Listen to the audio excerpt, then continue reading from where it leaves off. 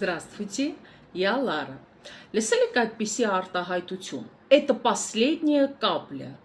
դա վերջին կաթիլն է, այսինքն նշանակում է, որ դա ձեր համբերության բաժակը լցվել է, это последняя капля, ты снова меня обманул, это последняя капля, собирай свои вещи и уходи, դու ինձ նորից խաբել ես, դա վերջի կաթիլն էր, իրերդ հավաքիր և գնա, կամ կարող ենք ասել «Моё терпение лопнуло», այսինքն նշանակում է իմ համբերության բաժակը լցվել է, կամ համբերությունս հատել է, բառացիորեն եթե թարգմանենք, ստացվում է համբերությունս պայթել է, բայց այդպիսի հայերենում արտահայտություն չկա, այսինքն «Моё терпение лопнуло», համբերությունս հատել է, կամ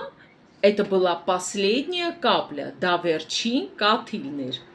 իսկ եթե ուզում եք սովորել ավելին, զանգահարեք նշված համարով կամ գրեք անձնական նամակով։